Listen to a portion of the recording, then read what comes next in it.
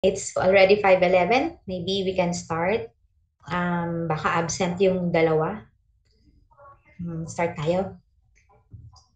This afternoon, we're going to talk about family CEA and breaking the bad news. So, dalawang topics yan. Okay? I'm Dr. Janelle Akzon.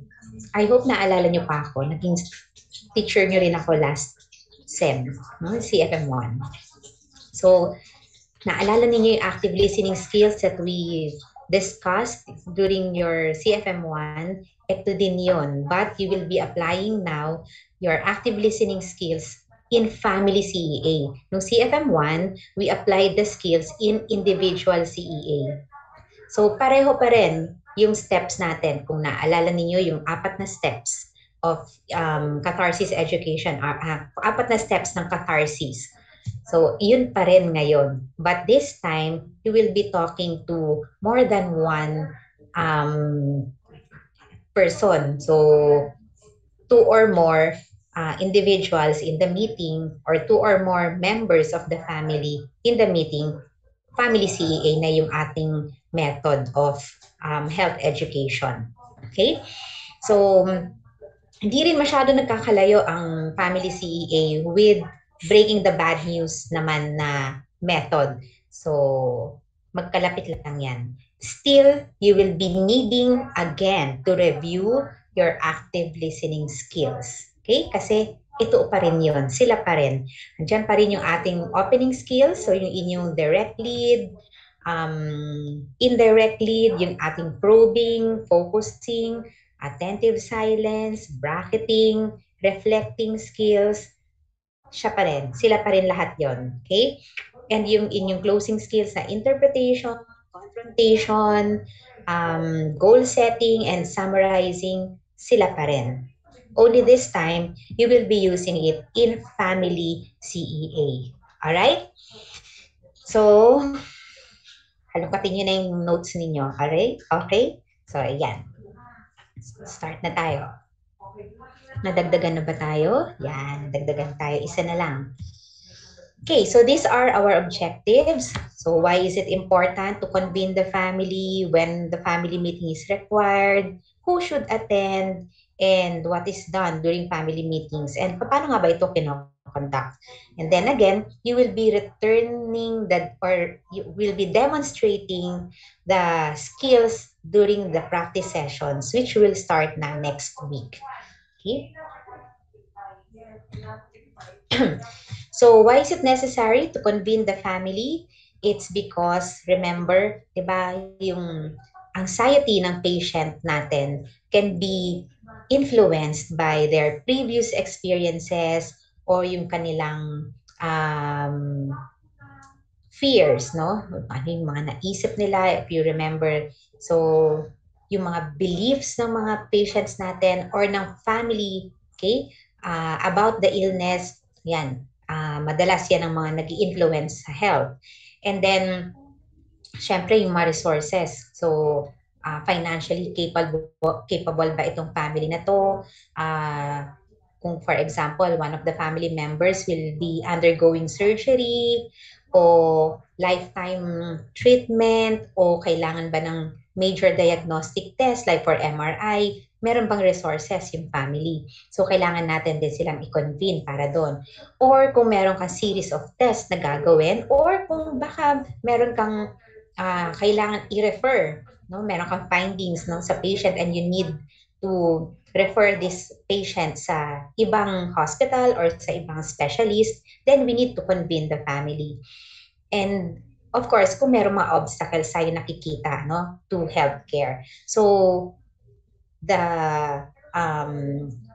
how the family would behave towards this management is very important. Kaya we have to convene the important members of the family. Siyempre, yung ating caregiver, yung ating financier, at yung ating decision maker. Okay? So, family interventions are more effective than individual approach. Pero syempre, we started with individual CEA, di ba? So sa umpisa pa lang, kunyari, we have a patient whom we have diagnosed to have, let's say, diabetes. So sa kanya pala, tinatanong na natin, how would the disease affect, no? Ano yung impact ng diabetes sa patient na ito? So we ask, anong naisip mo when you were diagnosed with diabetes? Anong damdamin mo? And then, ano ang kinatatakutan? And then you summarize, di ba? The emotions. Ganon din with family CEA. So for example, then a family member was diagnosed with cancer. So syempre bad news 'yon, no? So later on, yun din yung ating magiging topic. So how would we assess the impact of the illness naman of that family member to the whole family? So ganun ulit yung steps natin. Catharsis pa rin. So, ano yung apat na steps? Ano yung naisip mo? Ano yung damdamin mo? Anong consequence kinatatakutan mo? And then we summarize. Okay? The emotions. So, this time lang with family CEA, we are dealing with 2 or more family members. So, mas marami tayong pinaprocess na perceptions or probably misperceptions. Na ang tawag natin ay emotionally critical misperception. Okay? So when is it needed or when is it imperative or essential to convene the family? So most of the time, mas maganda talaga kung magpapacheck up ang isang patient, mas maganda talaga may kasama siya, kahit isang member lang. So may mga pasyente tayo na isa lang talaga, siya lang. Pero mas madalas na meron siyang kasamang family member. And kung may kasama siyang family member, it's important na rin to invite that family member with the permission of the individual patient. No? Kung kunyari, is it okay na i-invite natin din yung kasama mo? Yung nanay mo ba siya? O anak mo ba siya? O yung asawa mo ba? O partner mo ba? O kaibigan ba? Okay? So, kung significant person naman yan sa buhay ng patient, then we can, and with the permission of the patient, then we can do the family meeting at that very moment na kasama mo siya or kasama natin yung family member na yon. Okay? So, bakit natin kailangan yung family members? Because kapag hindi naintindihan ng patient yung ating management, at least meron kang isa pang family member na pwedeng magpaalala or magpaintindi or mag-assist, no, sa ating patient. Okay? That's why family support is very important. Lalo na kung yung sakit ng patient ay debilitating or severe or infectious, no? So, or talagang merong impact on the life of the individual. So this is the level of decision involvement with the families. Kung yung minimal lang involvement natin with the family or ang focus lang natin ng care ay ang individual, then level 1 lang yan. Pero kung ang focus mo naman is to educate the patient and the family, level 2 yan. But tinuturo natin sa inyo ngayon ang level 3 family involvement. Bakit? Kasi we educate the patient and the family, we assess how the illness affects the patient and the family. So ayun ang impact of illness. No? Tinuturo din sa atin yan. I think naituro na sa atin yan. Or kung hindi man na-touch, ito yung effect ng sakit sa pasyente, effect ng sakit sa family, and yung impact din ng family sa sakit ng patient. So, for example, meron tayong patient na uncontrolled diabetes. Ba't kaya hindi nako-control yung diabetes? Nabigay na tayo ng 3 gamot, meron na tayong insulin. So, meron palang influence yung family doon sa pag-control. Nasi-stress pala siya, o kaya ang hilig-hilig kumain ng family, no? Mag-buffet every weekend or every time na magkakaroon ng reunion. So, on a regular basis pala yung ganun. O kaya yung choices lagi meron palang sugar, no? Merong cake lagi, may ice cream palagi. So, merong effect or merong impact yung family na yun sa illness ng patient. Okay? Sa blood sugar control. And of course, we assess for the emotional support. So, if you can remember sa CFM1, sabi natin noon, pag maganda ang suporta ng pamilya, maganda rin ang magiging improvement, no, ng condition ng patient. Okay? So parang sa atin din, kapag nag-aaral tayo, pag maganda ang suporta ng pamilya natin sa atin, then more likely we will be successful in our medical education or in whatever endeavor na meron tayo. Okay? Kasi tayo mga Pilipino, lagi yan, kapag meron tayong gagawin or magpagde-decidean, laging kasama ang buong pamilya. So, yung emotional support na to, very important, okay, for the patient. Level 4, ito na sa level na to ng mga residents. So hanggang sa ating mga estudyante, no, sa atin, until you become clerks or interns, kahit hanggang level 3 lang. Kung ikaw ay nagpa-family medicine training, hanggang level 4 dapat, no? Alam natin ang dynamics, paano nakakaapekto ang ang illness ng isang member ng family sa buong family, lalo na kung nagkakaroon ng disequilibrium or crisis or pathologic relationships no, because of the illness. Nag-aaway-away na, napapabayaan na yung patient, nauubos na yung resources, kaya nagkakaroon na ng conflicts. So, level 4 na yan kapag aayusin or restructure ng isang family medicine specialist. Kung ikaw ay isang meron kang additional degree for family counseling no, and family therapy, then level 5 yan. Okay? So, kahit kami mga family medicine specialist, medyo hindi kami lahat adept to giving level 5. So, sa amin, hanggang level 4. Pero kung meron kaming additional studies, like for example, Dr. Neri, yan, kapag may mga family in conflicts or kailangan ng marital counseling, etc., nire-refer namin kay Dr. Neri kasi meron siyang master's degree in family something. Kapag master's degree ni ma'am, family ministry, ganyan. Okay? So, meron ganyan si Dr. Neri. Pero sa inyo, hanggang level 3. Okay? So, we assess the impact of illness to the patient and the family and the impact of the family to the illness of the individual. So these are common scenarios and tasks that would require family support.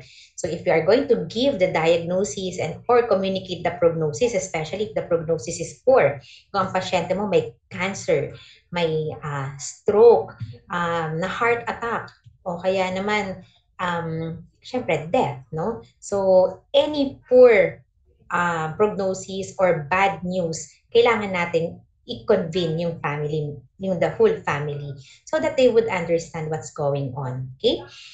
Or kung kailangan ng major decision, like for example, kailangan i-intubate, no? I-hook sa mechanical ventilator, kailangan bang i-revive, no? Mag-perform ba tayo ng cardiopulmonary resuscitation? Kung ang patient natin ay, for example, nasa terminal phase. So, kailangan natin ng decision ng buong family. Hindi lang pwedeng doktor lang. O kaya yung pasyente himself cannot decide, no? So, kailangan natin ng family. Okay? Kailangan natin ng decision maker sa family. When we elicit understanding and expectations, so ano nga ba yung ini-expect natin? So, for example, meron tayong vehicular accident patient and the patient is in meron siyang severe trauma, no, to the brain, na na-comatose siya. So, ano yung mga expectations ng family members natin? Ano yung pagkakaintindi nila sa nangyayari sa pasyente? O kaya yung pasyente natin merong severe pneumonia, kailangan naka-intensive care, or severe COVID infection, kailangan i-isolate intensive care, no, sa isang facility. Ano yung intindi ng patients and ng family about the condition? At ano ine-expect nila? So we need to convene the family for these situations. Kung kailangan natin i-explain ang mga complex, no, medical information. So kailangan din natin ng understanding, no, ng other members of the family. Kaya isa sa mga tools na ina-assess natin, diba, or ginagamit natin in assessing the family ay yung SCREAM. Kailangan natin malaman yung level of education of the family members para malaman natin whether they can comprehend the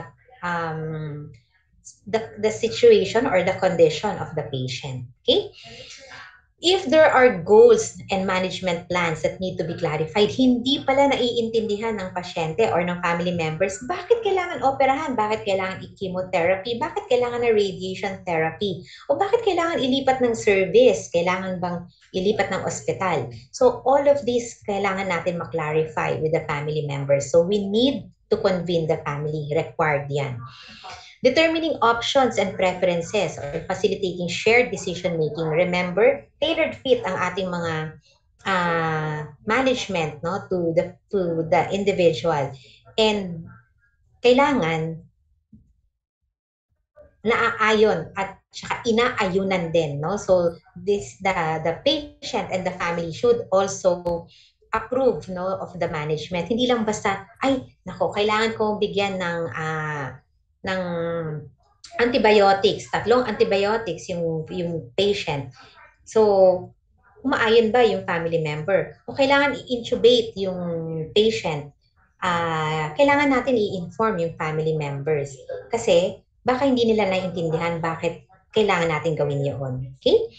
O kung kailangan natin i-extubate naman, o kailangan operahan, so kailangan pa rin natin sabihan yung buong family. No? Like for example, I have a patient, an elderly woman, no? Medyo matanda na siya. And mayroon siyang obstruction sa intestine. So the surgeon would want to perform an operation, surgery, doon sa bituka ng patient. Kaya lang, yung family ayaw nila. O yung patient mismo ayaw niya na magpa-opera. So I have to, si surgeon has to ask me, so nirefer sa akin for family counseling. Kasi nga gusto niya operahan pero ayaw pumayag. So I have to convene the family and I have to know why. Anong meron? Anong mga fears ng patient and the family member with regards to the operation? Ano yung expectations ba nila? So, or ano ba yung mga iniisip, no? Or yung anxiety, bakit ayaw nila magpa-opera? So, kukonvene mo rin yung family nun. And then, ask, anong iniisip nila about the procedure. Okay? So, kung natatandaan nyo, with CEA, dalawa yan, ang misperception. Isa about the illness, and then another about the treatment. Okay? Kaya we need to convene pa rin the family. And if we are going to discuss advanced directives, ano ba itong advanced directives na to? Ito ay binibigay if the patient is in the terminal phase. Okay? Dying or pwede rin naman dead on arrival. Okay? So we need to negotiate coding status. Ano yung coding? DNR is do not resuscitate, or DNI, do not intubate. O okay lang sa kanila i-resuscitate, ibig sabihin you will be performing your cardiopulmonary resuscitation. Chest compressions lang po, ayoko pong i-intubate. Okay? Or okay for all, no? Lahat, gusto ko lahat ng heroic measures gagawin. Antibiotics, cardiopulmonary chest compressions, intubation, hook sa mechanical ventilator. Gusto ko po lahat. Okay? Ibibigay sa aking family member. Or kung kailangan i-withdraw isa-isa. Okay? So kapag ba nag-arrest si patient, gagawin ba natin to o hindi na? Or i-maintain ba natin yung swero or yung antibiotics? Gagawin ba natin yung MRI, CT scan, etc. So these are all advanced directives. Okay? So it's a document na pinipirmahan ng family member. Okay? So whether they would give consent, no, to this medical or this for this management. So dinidiscuss natin yan bago pagpirmahan. Hindi lang yan basta ibibigay mo sa kanila and then basahin nyo po, pirmahan nyo, kung kaya naiintindihan ninyo o hindi, ganyan, no? So we need to convene the family and discuss these advanced directives. Kailangan maintindihan nila. Baka kasi ang intindi nila, pag tinanggal po natin yung pasyente natin sa mechanical ventilator, mamamatay po yung pasyente natin. So ang family member, syempre ayaw nilang mangyari yun dahil it would be a guilt, no? It will be their guilt kapag namatay yung patient. But if you're going to discuss na ang patient nyo po ay merong severe pneumonia, secondary to the immunocompromised state kasi may cancer niya, nag-progress na, nag-metastasis na, nasa brain na, nasa lung na, mahihirapan na po talaga siyang huminga. So, ang mechanical ventilator, tutulungan lang siyang huminga. Pero whether nandyan yan or wala, it will eventually, no, the patient will eventually die because of this disease, no? Hindi dahil tinanggalan natin siya ng respiratory support, but because malala na talaga yung sakit niya. Okay? So that's the quality of life na gusto natin ipaliwanag sa pasyente natin. Okay? Na nasa terminal phase. Alright? Yan. So routinely, we convene the family during obstetrical and well child care. So kapag nasa OB tayo, wala tayong makikitang buntis na walang kasama. Okay? Kapag nasa pedia tayo, syempre lahat ng bata may kasamang caregiver. Kaya nanay yan, lola, lolo, uncle, auntie, kapatid, okay? Na nasa tamang age, may kasama lagi yan. Okay? Walang nag-iisa na bata sa clinic natin or sa hospital. Okay? Kapag merong diagnosis na infectious, like for example, tuberculosis or COVID, no? Lagi may kasamang family member. Bakit? Kasi, syempre, baka nahawa na. So, kailangan natin paliwanag yung screening process, etc. So, kailangan ng family meeting kapag ganyan. Or kung merong serious chronic illness, like as mentioned, cancer pala, or diabetes pala, or hypertension pala, okay? COPD and other chronic diseases, diabetes, no? So lahat yan, kailangan natin ng family member to as support, no, for our patient. Okay? Kasi itong management na to, dahil long-term din, kailangan ng family support. Asthma, for example, parang simple lang. Pero bakit kaya lagi itong batang to, lagi merong attack ng asthma? Yung pala, it's the family, no? Lagi pala nag-aaway ang mga family members, nanay, tatay, mga kapatid niya, nabubuli pala siya sa school. Yun pala yung cause ng recurrent asthma attacks. So, kailangan din natin ng management, ng family support for this. And so, we need to convene the family. Consider convening the family kung merong compliance problem. Ayaw uminom ng gamot. Okay? So, I have patients 200 over 100 ang blood pressure. Okay? Poor talaga ang control, no? O kaya merong high utilization of medical services, palaging nasa emergency room, hindi nagpa-follow up sa OPD. Bakit ganon? Okay? So, kailangan natin na ma-convene yung family. Ano pong nangyayari at lagi pong tumataas ang blood pressure ng patient ninyo? O kaya, or ng family member na ito, o kaya depressed na pala, no? Or merong anxiety problems yung patient natin, merong substance abuse. O kailangan din natin yan i-convene, no? Yung ating family. Or merong mga abuses, no? Marital and sexual difficulties or abuse. Kailangan din natin i-convene yung family. Okay? Lagi may headache si nanay. Bakit kaya? Yung pala, namang problema siya, hindi niya masabi na alam na niya na meron palang ka-third or ka-triangle, no? Silang mag-asawa, mga ganyan. So, kailangan natin i-convene yung family. O kaya meron palang verbal abuse, okay? Kaya laging may headache, etc. Or physical abuse din. Alright?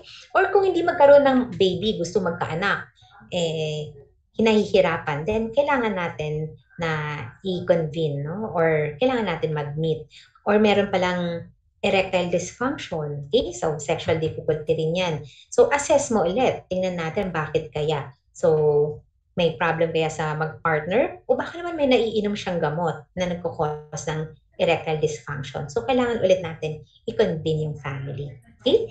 So, but again, before convening, we have to ask muna the patient himself or herself kung gusto niya yon. Kasi kung ayaw niya, ay, Doc, pwede bang wag muna natin ipaalam sa mga magulang ko na meron akong HIV? O kaya, Doc, wag muna natin ipaalam sa asawa ko na meron akong breast cancer. O kaya, Doc, pwede po ba wag muna ipapaalam sa mga sa buong pamilya na ito pala yung sakit ko, no? Na meron akong TB. So, kapag ni-request naman ng patient, syempre we can, ano naman, pagbigyan, no? Sige, pwede naman po yun, hindi muna. Pero, kailan niyo po balak sabihin? So, kailangan may time kasi hindi pwedeng naka-withhold, no? Yung ganong importanteng bagay dahil kailangan ng pasyente natin ng suporta. Okay? ng family. Kung hindi, ayaw niya sa pamilya ang makakaalam, then find somebody significant to you na makakasama mo kapag nagpapatreat ka or kapag nalulungkot ka, nade-depress ka about your illness. So, hanap tayo na mapagkakatiwalaan. Okay? So, pwede rin yan. So, hindi lang talaga bloodline, no? Pwede rin naman yung mga significant friends, okay? Or caregiver, pwede rin naman.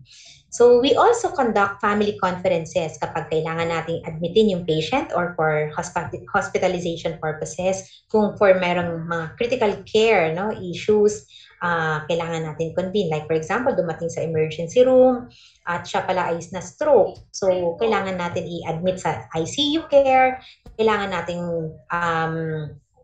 bigyan ng mga medications, no, para ma-dissolve yung emboli or yung thrombus, mga ganyan. No? Kailangan natin i-convene yung family. Kailangan natin ilipat sa ibang hospital, no? Sa heart center pala, kasi nandun ang services necessary for your patient. So, kailangan natin ng conference.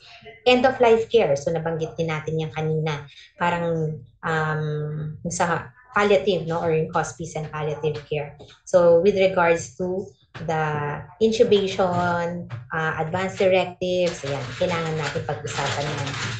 If we need to institutionalize, no, yung ating patient, kailangan siyang ma-admit sa isang institution, sa mental health facility or sa isang rehabilitation center, then kailangan, or baka kukulong ba siya or something, o kailangan natin siyang magkaroon ng conference. Okay? Or kung meron dysfunctionality, pag bigay mo ng APGAR, highly dysfunctional, no, or severely dysfunctional yung family natin, kailangan natin mag-conference kasi baka yung dysfunctionality na ito ng family would interfere with patient care, ma-neglect, no, yung patient, bedridden yung patient, cannot anymore function for himself or herself, kailangan ng pakainin, no, or kailangan ng paliguan, kailangan magpalit ng damit ng assisted, okay? So kailangan natin ng family conference, okay? Kaya I always tell my residents, inspect, no? For patients sa bedridden, always inspect yung mga bony prominences. Look for bed sores. Amuyin natin yung patient. Okay? Tingnan nyo kung malinis ba siya, mga kuko. Tingnan nyo kung madudumi, mahaba. Kasi yan ay mga senyales na ang pasyente na to ay neglected. Okay? So, kauuwi lang from hospital, na stroke, 1 week after, pag follow up sa'yo, may bed sore na, neglected yan. Okay? Mabaho, hindi pala napapalitan ng diaper, pumupupo, hindi napapalitan na agad, neglected yung patient. Okay? So, kailangan natin ng family conference. So, we have the genogram, remember? So, tingnan natin yung genogram ng family. Sino kaya ang pwede mag-alaga? Sino kaya ang pwede mag-finance? Dok, kasi wala na akong pera, kaya hindi na ako makabili ng diaper. So, hanapan natin ng resources, networks, okay? So, hanapan natin sa EcoMap. Kaya meron tayong EcoMap. Ano kaya, sino kaya yung mga agencies na makakatulong sa family na to? So, lahat ng tools na yun na natutunan natin ng CFM1, ina-apply natin yan later on for patient management. Okay? So, sino ngayon ang kailangan natin na tawagin for family meeting or for convening the family? Lahat ba? Kung 13 sila magkakapatid, lahat bang 13 dapat nandun plus parents? O yung mga significant people lang? So, as mentioned a while ago, we at least need 2 members. So, the patient and another family member. So, dalawa lang pwede na tayong mag-conduct ng family meeting. Okay, or family intervention, or those who are emotionally significant, no, to the patient. So emotionally significant meaning merong bond, no, that or tie that would bind together this patient and the family and that another person. Okay, it can be it may not be a blood relationship, pwede naman basta significant relationship. So, BFF pala niya, or confidant niya, counselor niya, pwede rin yun. Okay? So, who does what and when? So, kapag meron na tayo, so during the family meeting, when we conduct na the family meeting, haharap na natin yung mga family members, make sure that you are convening, you are talking with the correct family members. Okay? Correct meaning, sila yung supportive, mag-offer ng support. Kasi kung hindi, kung sila yung kalaban pala ng family, ng patient, eh baka hindi maging successful yung family meeting natin. Okay? So, paano natin malalaman na sila yung tamang family members to convene? So, we ask the circular question, who does what and when? So, kapag may sakit, when someone gets sick in your family, who does he go to first? Sino una niya sinasabihan na may sakit siya? O kaya sino una niya sinasabihan ng secret, no? So, for example, na-diagnose natin with HIV. Tanong mo si patient, sino sa mga family members mo sa palagay mo would understand, yung hindi ka i-judge, yung magiging comfortable ka na makausap natin at sabihin sa kanya na yung ito ganito ang sakit mo. Okay?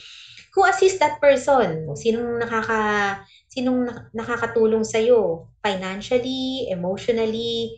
Tanungin din natin 'yan si patient. Sino sa mga family members mo 'yan? So, pwede natin isama sa meeting. Who does he go to when he doesn't know what to do? Hindi mo alam anong gagawin mo, what to decide on. Sinong pinagkakatiwalaan mong tutulong sa'yo? So, convene din natin yan. Who decides when admission is necessary? So, ito, very important yan. Sino magbabayad ng bill? Kasi baka naman, pina-admit natin, hindi pala siya yung financier. Kaya pagdating ng bill, ayaw niya magbayad, no? Kasi hindi ko naman alam na admitin.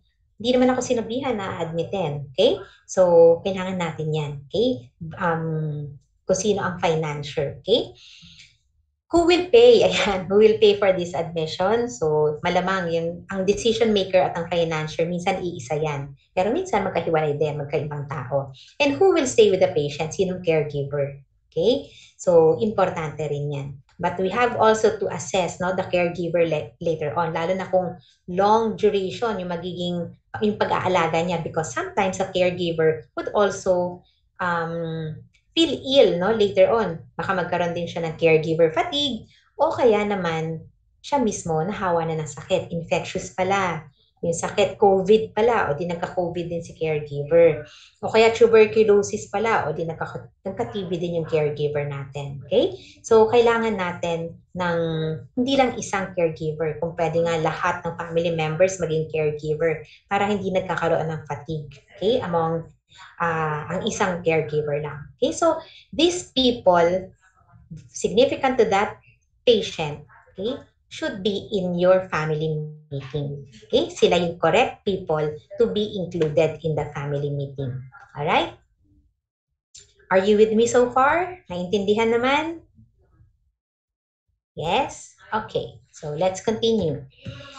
So, what should we talk about? Ano ba yung mga tasks na we need to accomplish during family meetings? Of course, very important, education. Okay? Kaya, di ba, sa catharsis, kasama nun, educate. So, we need to make the patient and the family understand what the illness is all about and what the management is all about. Gamot lang ba yan, Doc? Surgery ba yan, Doc? O both ba yan? O supportive care lang ba? Okay? So, we need to discuss this, with the patient. Lalo na kung kailangan natin ng decision. Okay? Kaya nga nasabi ko, yung family na yon I'm talking about, hindi rin talaga sila nag-consent, no? Kasi very strong-willed yung nanay nila. Kapag ayaw, ayaw. So, ayaw naman din nila na magalit sa kanila yung nanay nila. So, kaya hindi rin talaga nagpa-opera yung patient na yon. Okay? Assistance with problem solving or decision making. So, palagay nyo, Doc, kayo kaya, ano po kaya ang tamang gawin namin? Okay? So, kaya kailangan natin i-educate yung patient. So, we lay down our cards, ganito po yan. O kapag po inoperahan siya, ganito po yung mangyayari. Kapag hindi po na-operahan, gamot lang, ganito rin po yung mangyayari. Okay? So, we give assistance, para ma-solve nila or kapag-arrive sila with a decision or to a decision. So, provide psychological support. So, sabi na nga natin kanina, we need the family to support our patients kasi kailangan syempre may mapagsasabihan siya ng fears niya, ng mga na-experience niya with the treatment. So, yung mag-offer ng genuine care. Okay? So, kailangan natin i-discuss yan sa ating family meeting. Okay? So that the patient would eventually be able to cope and win over the disease. No? So, kunyari, cancer to. Syempre, kailangan mo ng good family support para dyan. Kasi baka maunahan ka ng depression, lalong lalala yung sakit mo. Okay? So, how do we do it? We do it through catharsis education action. So parang individual CEA din, we ask for the perception. Anong iniisip ng pasyente? Okay? Pero dahil family ito, ano din ang iniisip ng ibang miyembro ng pamilya. So for example, in the family meeting that you have, meron kang 3 members. So lahat ng ng isa-isa na yon, tatanungin natin ano yung kanyang iniisip. Okay? And then, ano yung kanyang feeling, damdamin. Okay? Kasi, di ba, kung ano man yung emotions ng patient or ng family member, it will influence behavior. Gusto nga natin, di ba, there would be a change in the behavior from, kunyari, ayaw to yes, no? From no to yes. Okay? And syempre, it should be congruent with reality. So, baka naman yung perception nila, yung iniisip, ay hindi congruent sa reality. Naku, Dok, baka pag na-operahan siya, lalong lumala. Okay? Baka pag natanggal na ito, baka lalong lumala yung patient. Baka hindi na siya magising from the operating table, etc. Okay? So, we have to ask each one. Okay? So, ayan, kailangan natin malaman from each member in the meeting ano yung kanilang emotionally critical misperception. Okay? Ano yung kanilang fear, ano yung pinaka nagko-cause ng anxiety. So same pa rin ang steps. Anong naisip mo, anong damdamin mo, anong pinaka kinatatakutan mo, and then summarize all the emotions. Isa-isa yon. Pero hindi isang person, isang step, no? Kunyari, tatlo sila, catharsis mo sila isa-isa. So, catharsis, kunyari, si Sharice. O Sharice, anong naiisip mo about sa sakit ng iyong family member? Anong damdamin mo nung naisip mo ito? Anong pinakakinatatakutan mo? And then summarize. So sinasabi mo na ito ang iniisip mo at ikaw ay natatakot dahil baka ganito ang mangyari sa kanya. Okay? So, yun na yung isa. And then, sumunod na family member, si Rebecca, for example. Ikaw naman, Rebecca, anong naisip mo nung nagkaganito ang sakit ng kapatid mo, for example? Anong damdamin mo about it? Anong pinakakinatatakutan mo? And then summarize, no? Yung emotions. And then, pangatlong member, kunyari, si Gail. Ikaw naman, Gail, ano naman ang naisip mo nung ganito ang nangyari? Anong damdamin mo? And then, anong pinakakinatatakutan mo? And then, summarize. Okay? So, pe-perform mo yung 4 steps na yon for each individual member, no, na nandoon sa meeting. Make sure that we do the traffic, no? Kasi syempre meron laging mas madaldal over the rest, no? Meron na mas sobrang tahimik. So make sure that we give each one equal time to ventilate, no? O magkatharsis, o magsalita. And then we have to be very keen kung sino sa kanila ang hindi nagsasalita at all. Madalas yan yung walang maiaambag na financial help. Yan ang tahimik. Okay? Pero hindi dapat siya tumahimik kasi madalas siya yung caregiver. So sa kanya maiiwan yung pasyente. And dapat alam din natin ano yung naiisip niya, ano yung damdamin niya, ano yung pinakakinatatakutan niya. Okay? So lahat ng members na nandoon sa meeting mo, dapat lahat sila magsalita, lahat sila naririnig, napapakinggan. Okay? Maliwanag yan, catharsis? So we bring out the emotionally critical misperception of each one and then summarize. So si Sharice at si Gail, pareho sila ng kinatatakutan, pareho silang nanangdamdamin, and then si Rebecca, ganito naman yung sa kanya. Okay? Ito yung iniisip niya, ito yung damdamin niya. Okay? So, ganon. Alright? So, yan yung 4-step catharsis pa rin during a family meeting. And then, once we have elicited na yung emotionally critical misperception, then we can proceed now with educating, okay, the family members. Depende again sa level of anxiety. So for example, si Charisse at saka si Gail, parehong mataas ang level, no, na anxiety. So kailangan natin i-lower, pababain natin kasi pag sobrang taas, hindi nila maiintindihan yung gusto nating mangyari. Kung si Rebecca naman sobrang wala namang anxiety, then again kailangan natin i-elevate yung level ng anxiety. Okay? So we educate those with low levels of anxiety by telling them, no, yung ano yung mga complications. Kung naman mataas ang level ng anxiety, we allay the anxiety by telling them na hindi ito yung sakit ng patient mo. Okay? So, ganun pa rin. So, these are just series of questions that we can ask the patient. So, ano ba yung nagagawa ng sakit na ito sa'yo? Ano yung hindi mo na magawa because of this? Ano yung gusto mong gawin? Okay? How do you feel about your illness? Ano sa palagay mo reaction ng family? And then, how do you feel about their reaction? So, pwede mo itanong sa patient yan during the catharsis part. And for the family members naman, tanong din natin, how does his or her sickness affect you? How do you feel about the illness? Okay, and for both the members, the patient and the members of the family, ano sa palagay ninyo, what would happen, no, in the future? So, ano yung mga expectations natin?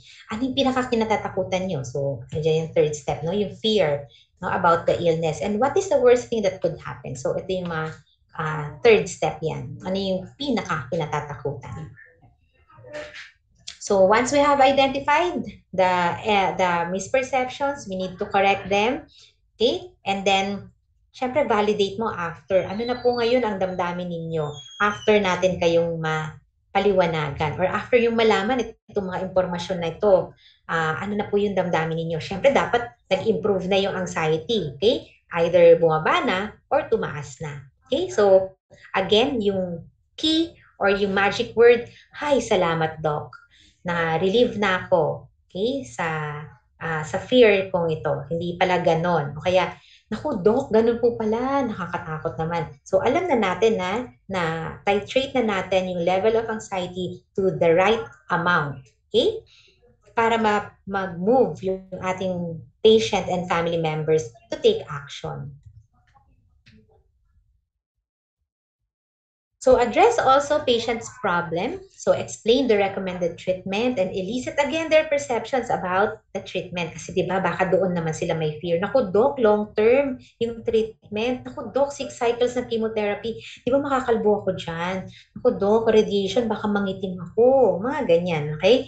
Naku, doc, baka mangayayat ako, etc. So, naku, doc, bahala, lalo lang ako manghina kapag nagpagamot ako. So again, we need to address, no, the level ng the emotionally critical misperception about the treatment. So, balik na naman tayo sa step 1. Anong naisip mo nung sinabi ko sa'yo na mag-chemotherapy ka? Anong damdamin mo about it? Anong pinakakinatatakutan mo? And then summarize. And then, ganun din sa other family members. Kayo naman po, nung sinabi ko na kailangan siya mag-undergo ng chemotherapy, ano pong naisip ninyo? Ano po yung damdamin nyo about it? Ano po yung inyong pinakakinatatakutan, and then summarize. Okay? So, kung may 3 miyembro yan, then isa-isa sila. Okay? So, we can ask, no, these questions then, mga sample questions to. So, how do you feel about the treatment plan that I have explained to you? What important results do you expect from the treatment? So, expectations naman din yan about the treatment. And for the patient, ano sa palagay mo ang magiging difficult for you to follow? Yung schedule ba? Yung side effects ba? Yun bang mga inaalala mo? Etc. Or ano pa yung gusto mong gawin ng doktor mo para sa'yo? Okay? So, with this naman, you have, again, i-apply nyo yung mga active listening skills that you have learned. So, andyan ang leading, andyan ang probing, reflecting. Ay, nakita ko, parang nag-alala ka. Oy, nakita ko parang nangingilid ang luha. O, di ba? Yung mga reflecting feeling and reflecting experience natin. Huwag niyong kakalimutan yan. And then summarize and address other emotionally critical misperception. Okay?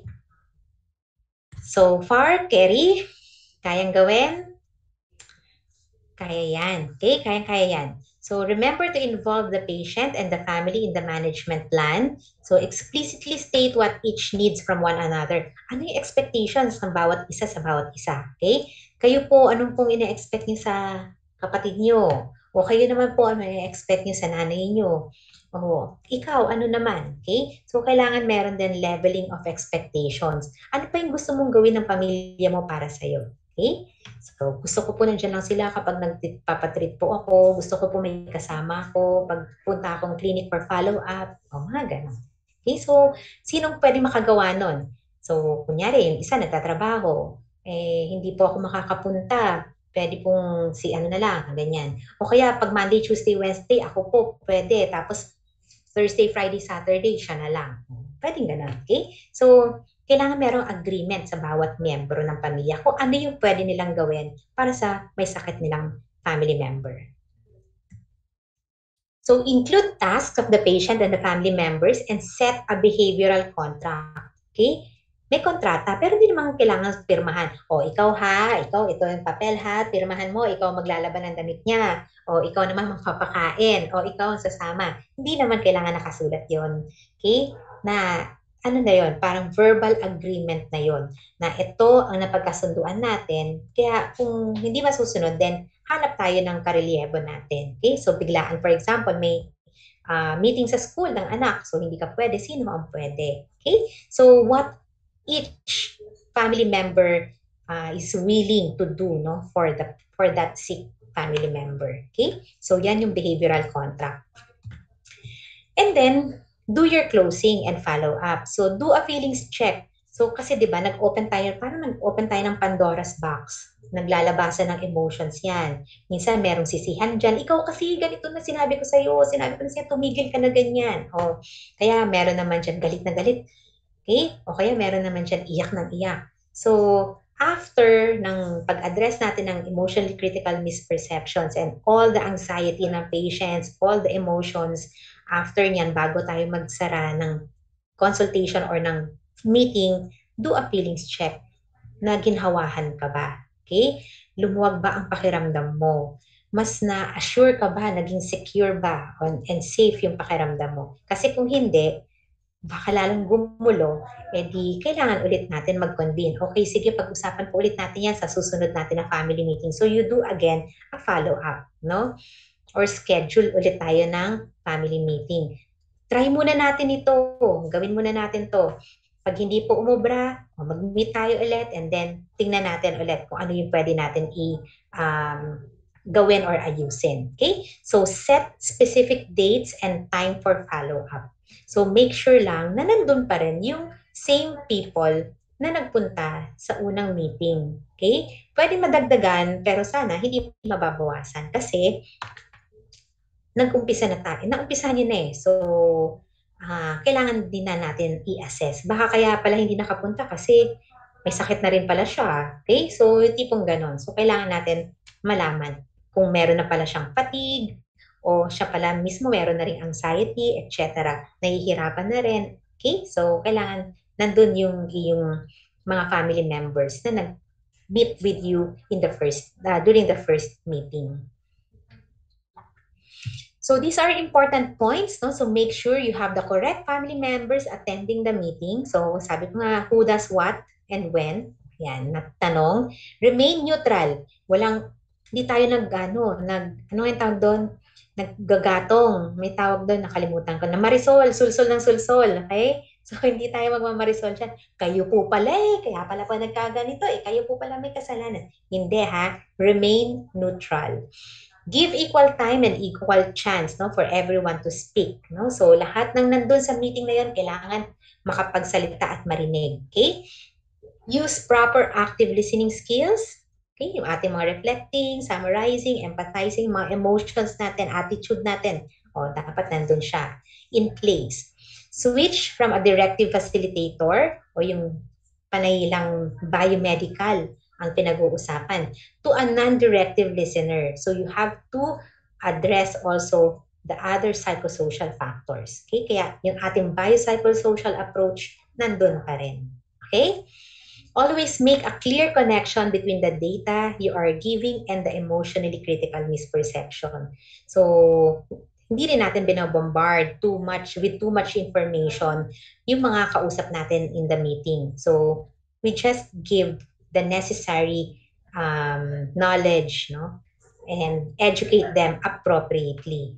Okay? So, hindi mo na kailangan ng pathophysiology nung paano nagkaroon ng cancer or ng metastasis. But we just have to address the anxiety, okay, or the emotionally critical misperception. Okay, so that's your family CEA. Do you have questions before we proceed with your breaking the bad news? May tanong po ba? O, di ba ang aming reference si Dr. Neri? Okay? And of course, yung tatay ng Catharsis Education Action ng Family Med, si Dr. Junicio. So do you have questions before we proceed? None so far. Sige. Okay. So, pwede ba online ang family meeting? Well, yes. Dahil ganito na ang platform natin, pwede. Okay? Pwede. For as long as you can see, no? Kailangan ma-visualize mo how the family members react. Okay? So, kailangan makita mo yung reaction nila. Kailangan nababasa natin kung ano yung mga titig ng mga pasyente natin, no? Kailangan nakikita natin yan. Umiiyak ba sila, umiismid ba sila, nakangiti ba sila, etc. So, lahat yan kailangan natin matingnan. So, pwedeng virtual pero kailangan clear ang camera. Okay? So, if you have no questions, then let's proceed with breaking the bad news. So these are our objectives naman for breaking the bad news. We need to understand the principles in communicating bad news, learn the process involved in communicating bad news, and perform proper disclosure of the bad news using the six cycle protocol, no, yung spikes. Okay? So, parang CEA din to, pero spikes ang tawag sa kanya. So, what is a bad news?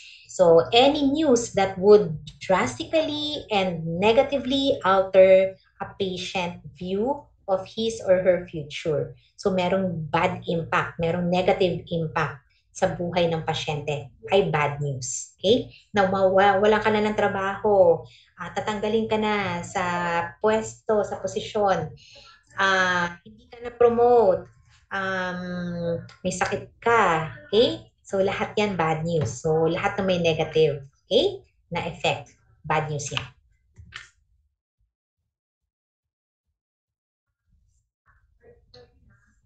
So, this is any news that results in a cognitive, behavioral, or emotional deficit in the person or people receiving the news, which may persist for some time or even after the news has been received. No? So, tumatagal yung effect. Yan, bad news yan. Okay? So, bad news depends heavily on the patient and the family's belief and perceptions. So, sa values din nila. So, paano nila i-receive yung news na yon. So, pwedeng maka-apekto doon sa patient.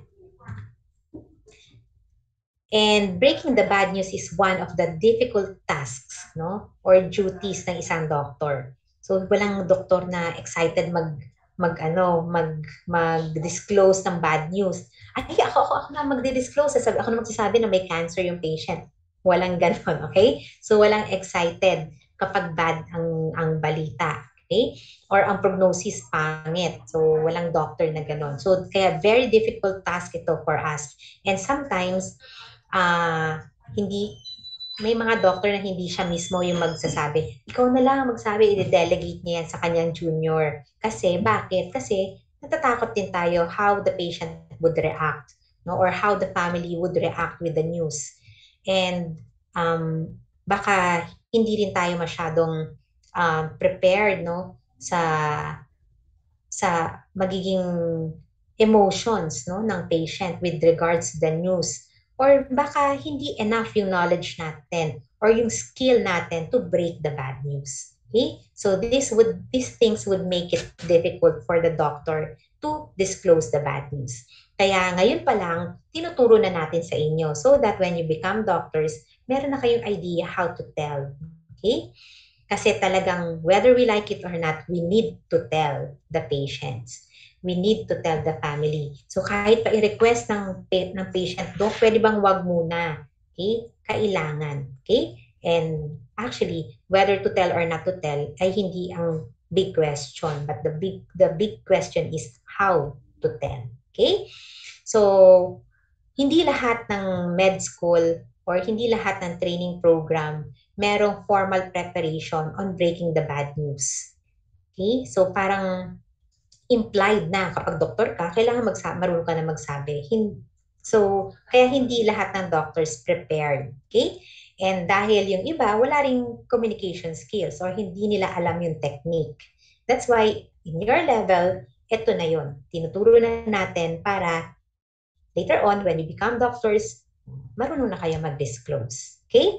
Ito na yung technique na yun. Alright? So you will now use your active listening skills sa technique ng pag-break ng bad news. Okay?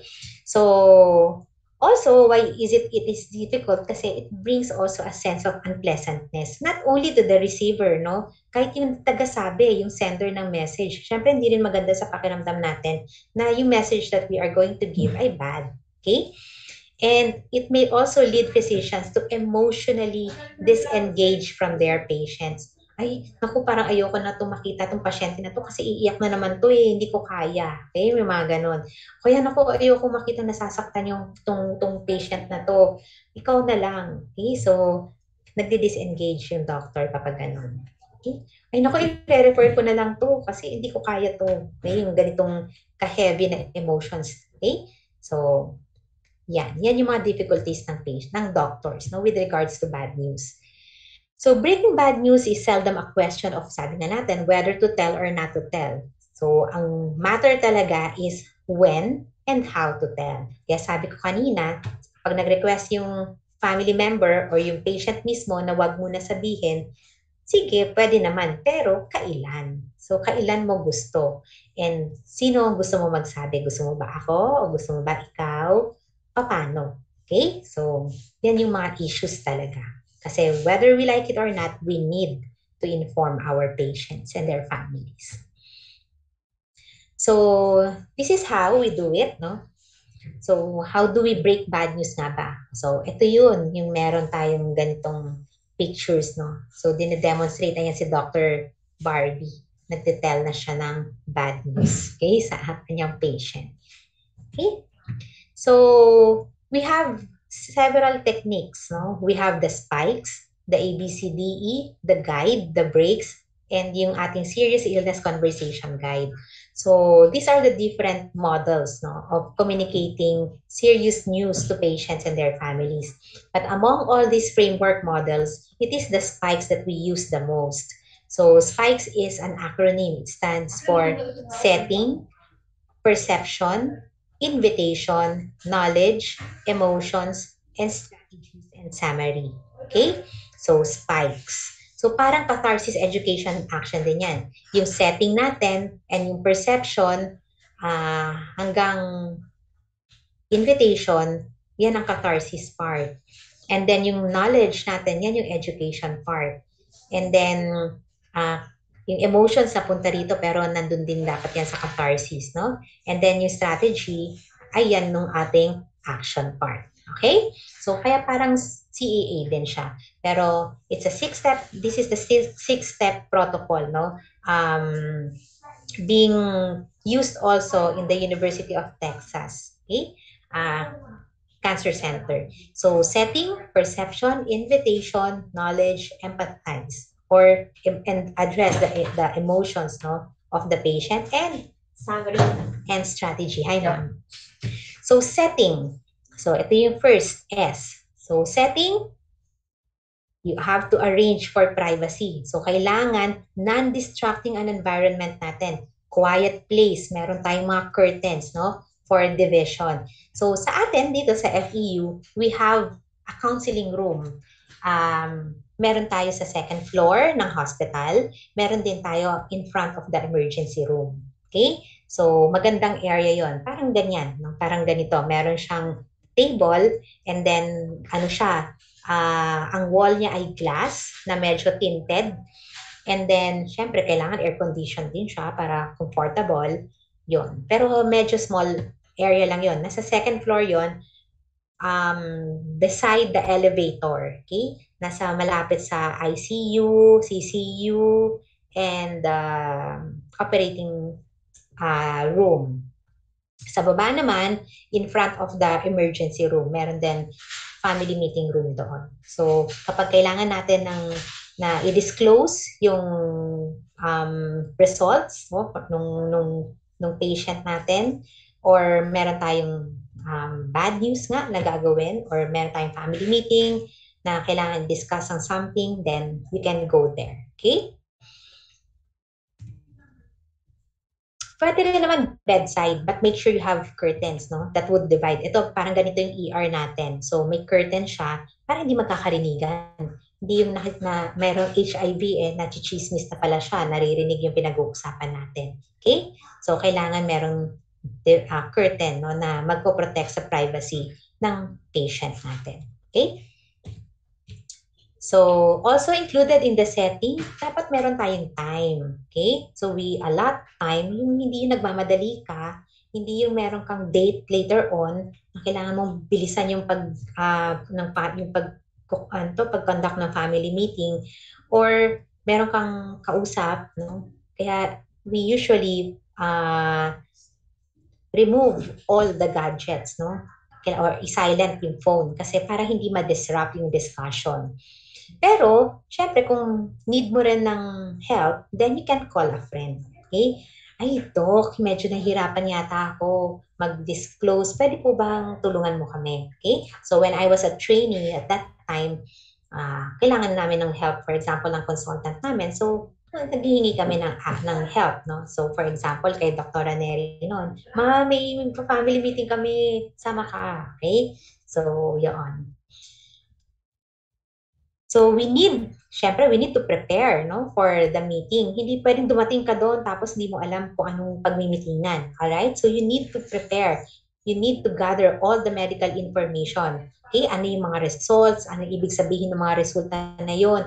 Hindi yung kung kailan nandoon na yung pamilya, saka mo palang hahanapin, hala, ano nga ba ibig sabihin ng spindle shape? Ay, ano nga ba yung comet tail? Okay? Yun yung mga results na ano mo. Ay, ano ba itong mga haziness or opacities na nasa x-ray?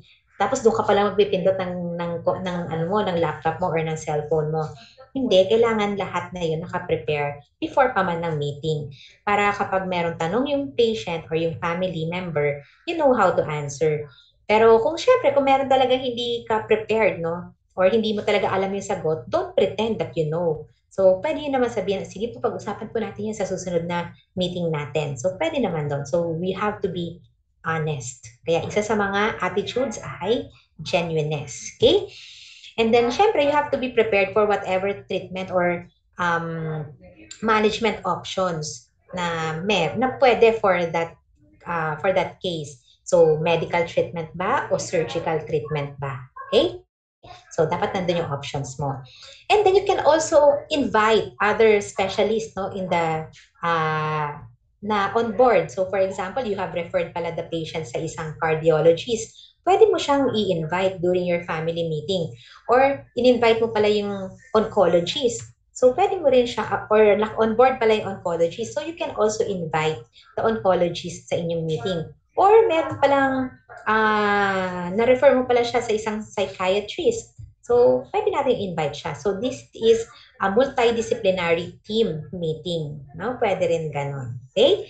So, para kapag may tinanong si patient, yung family member, hey, Doc, paano pala yung sa puso? O di, andun yung cardiologist on board to explain. Okay? So, discuss this with other consultants, no, involved in patient's care, and ensure also that the patient receives consistent information. Okay? So, yan si settings. So, sabi natin, involve natin yung significant others. So, para sa CEA din.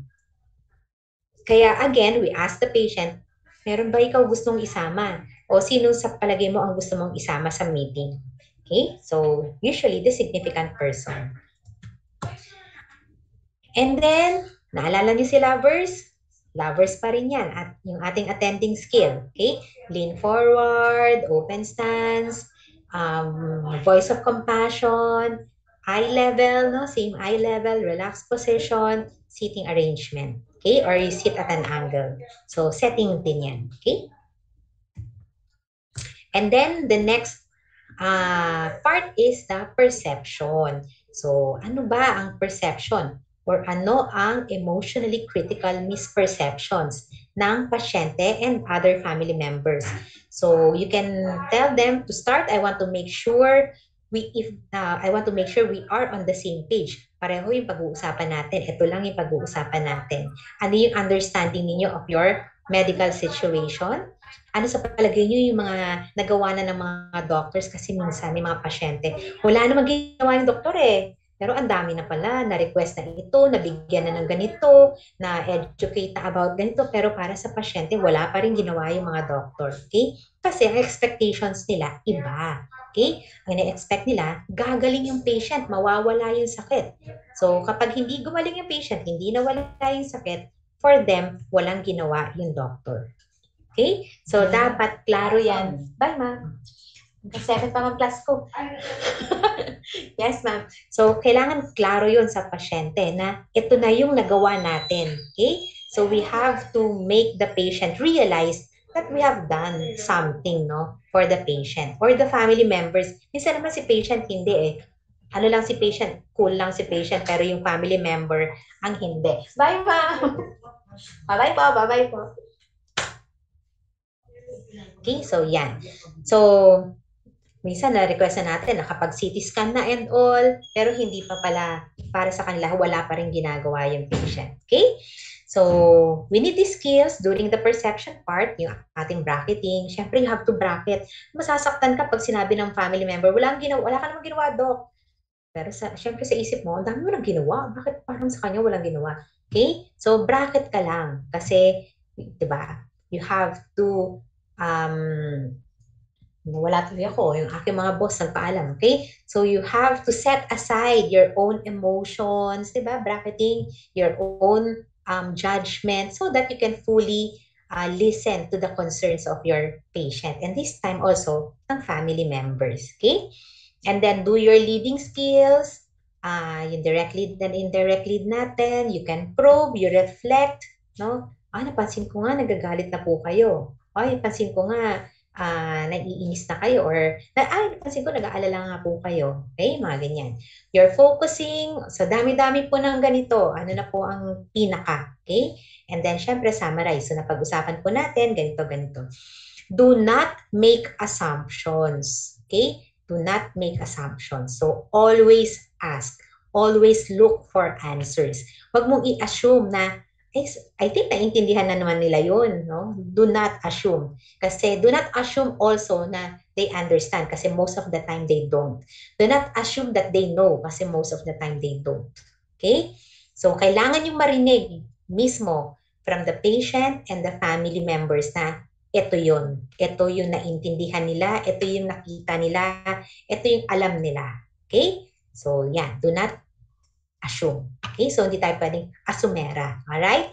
So, lagi natin tinatanong, ano yung perception? Again, andyan na ang emotionally critical misperceptions. So, pwede mo pa rin gamitin yung catharsis education action. So, nakapaloob siya sa P ng spikes. No?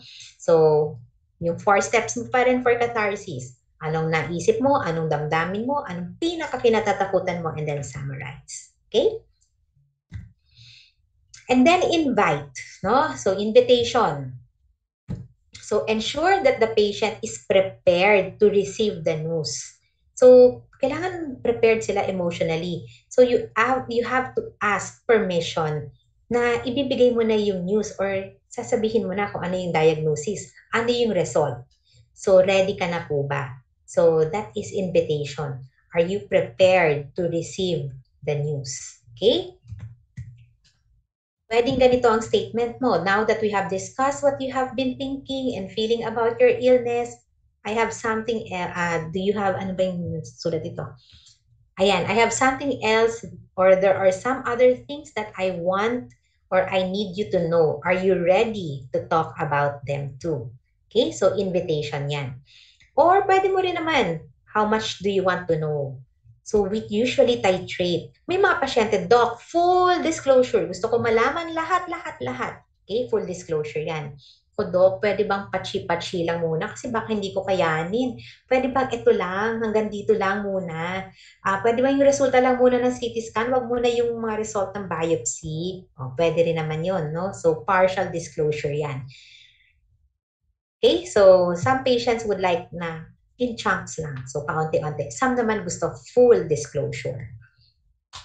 And then knowledge. Okay? Ano yung knowledge? So, before you give the information, tanong mo muna. Okay? Warn the patient that you have something na bad, no? You are going to proceed now with the bad news. So, disclose the information. And when disclosing, remember yung mga words that we have to avoid, medical jargons, slang words, euphemisms, no? So, avoid pa rin when you disclose the information kasi kailangan naiintindihan ng mga pasyente natin yung words na ginagamit natin. Okay? You can give the information in small pieces or small chunks, no? Yung baka naman luhang-luha na sila lahat, tapos daldal ka pa rin ng daldal. So, kailangan makita mo yung facial expression ng pasyente mo. Baka burden na, no una straight-bodied pa, pero habang tumatagal, na yuyuko na sila, ibig sabihin, hirap na yung damdamin nila. So, baka gusto natin tumigil naman, no? Few moments of silence, di ba? Attentive silence. Okay? So, para recollect na ulit sila or ma-regain naman nila yung kanilang wisyo kasi baka sobrang nabombard na sila with bad news, no? With the bad news. So, avoid also excessive bluntness. Alam nyo, sa palagay ko, cancer to eh. Okay? So, may mga ganyan, no? Mag-disclose, cancer yung sakit mo eh. Mahirap talaga to. Okay? So, yung mga ganyan doctor, whether we like it or not, nakakasakit man ng damdamin na makita yung ibang doktor na ganun mag-disclose, talagang meron. Uy, ma'am, may cancer ka. Yung mga ganyan talaga mag-disclose. So, sana hindi tayo ganun. Okay? So, we have to disclose this bad news as empathic and as compassionate, no, as we can, as possibly we can possibly do, no? So make sure na you share it with compassion kasi talagang hindi siya magandang balita. Okay? And then empathize. So address the emotions of your patients. Okay? So allow the patient to experience the feeling and respond empathically. So sabi nga natin kanina, yung ating attentive silence would do its job para ma-process naman ng patient yung mga balita na sinasabi natin. That's why we need to look at our patients. Tingnan mo yung mga mata ng mga pasyente mo. Baka lumuluha na siya, hindi nyo pa nakikita. Okay? O baka naluluha na siya, nahihirapan na siya, lungkot na siya, nade-depress na siya right in front of you. And yet, hindi mo napapansin. So, kailangan natin i-reflect. Okay? Yung kanilang mga damdamin, yung kanilang mga baka gestures, no, or non-verbals. Okay? So, attend to emotions as they rise. Kaya reflecting feeling yan. And then, encourage and validate emotions. Observe for the emotions. Identify the emotions. Identify the reason behind the emotion. Pansin ko po mukhang nagalit kayo. Pansin ko po tumaas ang boses nyo. Pansin ko po umiyak kayo. Pansin ko po nalungkot kayo. Okay? So, yan. So, your reflecting skills, no? Importante during the E part, no? The emotion part, okay? Ng spikes. So, how do we deal with strong emotions? Kasi minsan, di ba, pag may umiyak, naiiyak ka na rin. O kaya kapag may nagalit, minsan nagagalit ka rin. Okay? O kapag naiirita, naiirita ka rin. So, lagi natin alalahanin yung skill ng bracketing. Remember, hindi ikaw yung pasyente. Ikaw yung doktor. Kaya, kailangan mas mahaba ang pasensya natin. No? Kaya, kailangan yung bracketing skill talaga in place yan. Lagi yung gagamitin. Okay? So, pwede rin ito, yung NURSE acronym. Name, understanding, respect, support, and explore. Okay? So, example, it sounds like you are frustrated. So, you name the emotions. It sounds like you are agitated. It sounds like you are irritable. You're angry. You're sad. No? So, you name mo yung emotion na yon. And then understand, I cannot imagine what it would be like to be in this situation. So, nakiki-empathize ka sa pasyente. Or kung ako din po, baka ganito rin po yung maramdaman ko. Okay? Respect. So, you are asking all the right questions and doing an amazing job of being an advocate for your husband. So, pakita mo yung respeto mo, no, sa patient. Then, support. I will be here to answer all your queries o kaya meron kang gustong i-clarify, nandito lang po ako, or you can see me sa office, etc. Okay? And then, you can also explore. So, ano pa po sa palagay ninyo? Tell me more about what you're thinking. Or tell me more about how you're feeling. Pwede rin yun. Okay? So, this is the NURSE acronym in dealing with strong emotions. Okay, so ayan ang ating mga active listening skills, no, and attitude. So reflecting, empathy, genuineness, interpretation or feedback, and your leading skills. Okay, so parang sa nurse din. So how can we express empathy? So we can use these statements. I can see how upsetting this is for you. I can tell you weren't expecting to hear this. I'm sorry I have to tell you this. Or I was also hoping for a better result. So ito pwede nating gamitin, no, to express empathy. Okay? And then the last S for spikes, your strategy and summary. So, after all the emotions that ay nagsettle na, no? Hindi na sila umiiyak, um, na ginhawahan na sila, okay? Nakikinig na ulit sila sa'yo, nakakapagsalita na ulit sila, then assess understanding and offer clarifications. May gusto po ba kayong i-clarify pa? Naiintindihan nyo na po ba lahat? Isa-isahin ulit, no? Yung lahat ng participants doon sa meeting. Acknowledge all responses. Okay na po kayo. Sige, ganito po yung nararamdaman nyo, etc. And then repeat important points. So ulitin natin yung importanteng mga puntos. Kailangan po natin ng ganito. Kailangan po natin ng caregiver. Kailangan po natin ng magde-decide. Kailangan po natin i-chemotherapy. Kailangan po natin i-refer. Kailangan po natin pumunta sa hospital na ito, etc., etc. And then listen to their concerns kung meron pa. Okay? And then ask the patient if he or she is ready to discuss prognosis and management. Kasi sabi natin, di ba, baka nag-request ng result lang, doc. Result lang muna, ayoko pa muna pag-usapan yung iba. Okay, so pwede naman yon, but you have to ask, kailan po natin pag-uusapan yung management? Okay? O kailan nyo naman po gustong malaman yung magiging effect ng ganitong sakit? Okay, so set natin ulit yung meeting. Alright?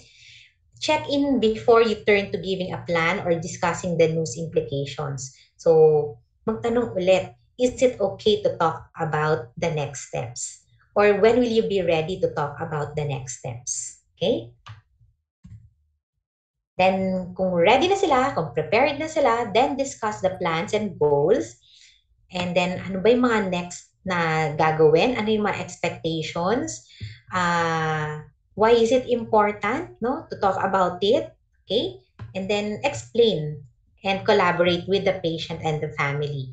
So, hindi lang sa TikTok nagko-collab, no? At sa online selling, pati sa family meeting, merong collaboration. Okay? Don't expect them to make decisions right away. Kasi nga, highly emotional pa. Ako, Doc, pwede po bang mag-meeting muna kami lang muna, pamilya, bago po tayo ulit, bago po namin sabihin sa inyo yung gagawin namin. Like I have a patient a month ago na dying, no? Dying yung patient. So I have to prepare the family sa impending death ng patient kasi cancer ng lungs. Alam naman natin kapag na-diagnose ka ng lung cancer, ilang buwan lang yan, usually 3 months. Okay? So I have to prepare the whole family na ganito po yung mga pwedeng mangyari, etc., etc. So, ano po yung gusto nyong gawin natin? So, hindi tayo mag-expect ng decision right away. Sige, Doc, pwede bang pag-usapan po muna namin kung pa-hospital ba namin o magpapa-opera ba or ganyan. So, pag-usapan po muna namin. And then, set for another meeting. Okay? Offer realistic hope, okay, based on the patient's goal. Okay? Do not offer false hopes. Gagaling po yan kapag po nag-chemotherapy tayo. Huwag kayong mag-alala. Oh, alam naman natin kung anong prognosis, di ba? Naku, sige, pag naoperahan po, mawawala na po yan. So, paano kung hindi? Alright? So, we offer realistic hopes. Okay? So, hope for the best, but we have to prepare po for the worst. Okay? So, may pag-asa habang may buhay, may pag-asa, may miracle. Opo. Pero kailangan din natin mag-prepare. Okay? Kasi baka biglaan, hindi natin masabi kung anong mangyayari, etc. Okay? Maigi na pong handa po tayo. Alright? Maging malakas po tayo para sa inyong pasyente. Mga ganyan. Okay? And then summarize main ideas, assess understanding, address again ECMs about the treatment, and then set up succeeding appointments. So lahat yan nasa strategy and summary. Okay? So those are your setting, perception, invitation, knowledge, empathy, summary, and strategy, or your 6-step protocol or the spikes. Okay? So may tanong po ba? Do you have questions? Hindi ko alam kung mapiplay ko tong Irish Hospice Foundation, but maybe we can, no? Tingnan natin kung ito nga siya. Ayan. Panoorin natin. Nakikita nyo? Yes po, Doc. Yes po, Doc. Sige. Hindi ko nakalimutan. Ayan.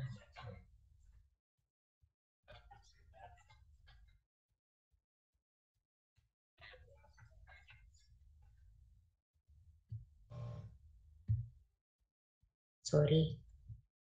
Putol. Dok, wala po yatang sound.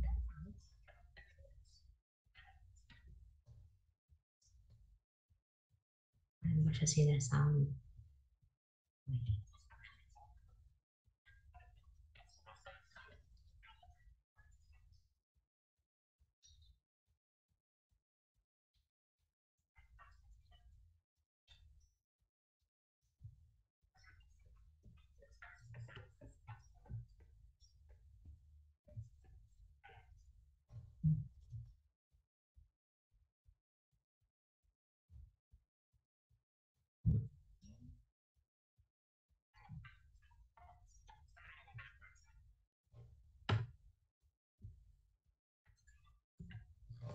Wait lang ha. Tingnan natin. Paano nga ba sinishare?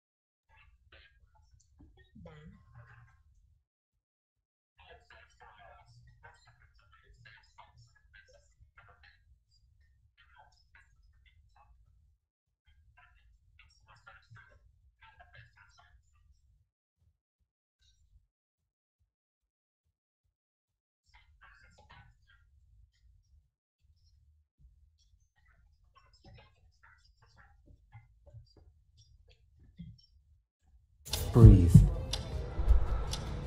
Find a quiet, private space, somewhere you won't be interrupted. It's a good idea to have a colleague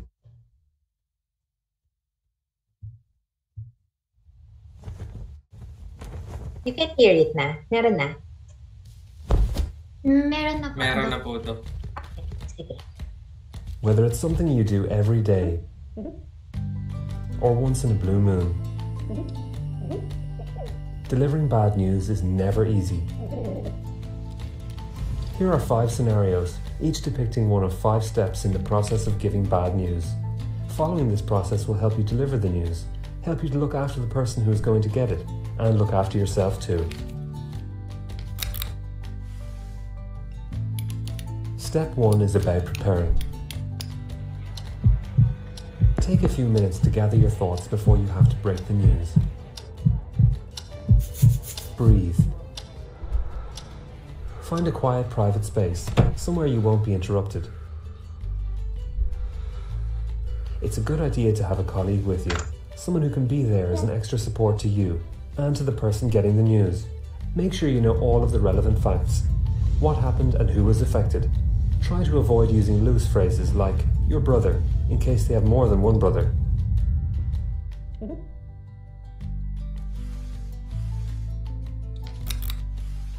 The second step is about person-to-person connection and human kindness.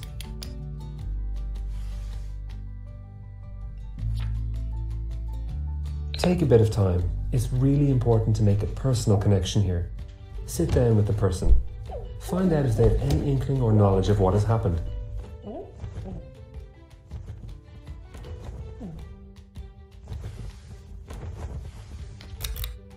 Then, step 3 is about actually breaking the news.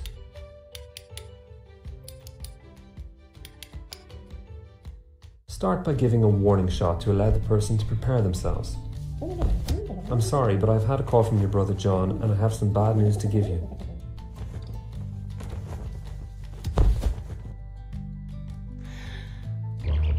Avoid jargon. Break the news gently and slowly, using simple and clear language. For example, I'm sorry to have to tell you that your mother has been in an accident. Bad news can feel like a stomach punch. People who are shocked cannot take in a lot at a time. So break the news into chunks, making regular checks for understanding.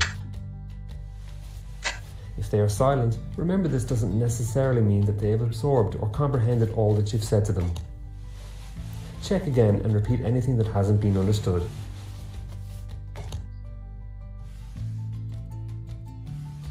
The fourth step is about dealing with the person's concerns. Give the person time to take the news in and to respond. Don't be tempted to fill the silences or to rush ahead with further details. Give them time to voice their concerns before you start giving them practical details. Wait. Wait. Check and listen. Acknowledge the shock. I'm sure you weren't expecting to get this news today. It must be a terrible shock for you. Wait. Let them respond. It can be useful to repeat the headline news one last time, as it's unlikely they will have grasped everything you've said. The fifth and final step is about follow-through. When they're ready, tell them what you have organised for them, what happens next, and what support is available.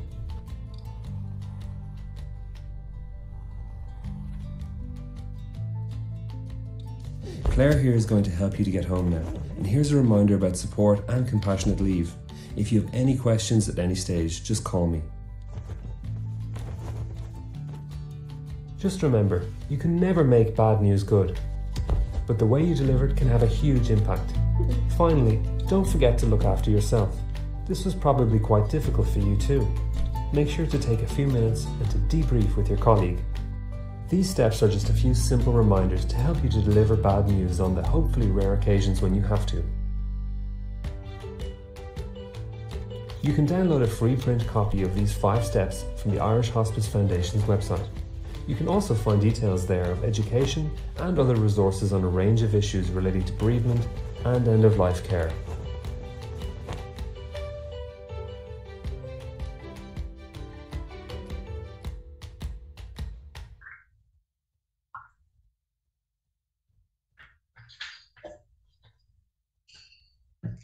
Okay. Alright. So, pareho lang. 'Di ba? Pero, yon. So, parang yung mga different frameworks, halos pare-pareho lang. So, importante, we ask, no, yung ating families and yung patient. Ito yung dictum. Before you tell, you ask. Okay? Always ask. Muna, bago tayo magsabi. Kasi baka may nakita na silang doctor in the past, baka mag-clash yung sinabi nila, tsaka yung sasabihin mo. So, minsan yung mga nagdo-doctor shop, yan, mga nakatatlo, apat, panglima ka na. Okay? So, sa kanila po, ano po yung mga nasabi na nila sa inyo? Ano na po yung alam ninyo? Kaya baka may nabasa na kay Google, etc. Okay? So, before you tell, you ask. Okay? You ask first. And then you ask how much information do they want to know. Kaya sabi nga niya, whether in pieces ba or in chunks. Okay? O gusto ba lahat na mapag-usapan? And then give time, no? So be the good traffic enforcer. Kung merong very quiet, kailangan magsalita siya. Kung meron naman manipulative of the conversation, kailangan i-paraphrase and i-summarize nyo, no? Yung kanyang mga sinasabi. Okay? Kailangan ma-stop din natin siya para may time and may chance din yung iba to speak. Okay? So, yun. And then, apply your skills, your active listening skills. So, yan. Meron na kayong tatlong alam na techniques. Okay? So you have your individual CEA, you have now your family CEA, and you have now your spikes. Okay? So I think that's it for today. Do you have questions? Meron pa ba akong slide? Meron pa kanina. Yan, ayan. So meron pa tayong tanong? Or gustong i-clarify?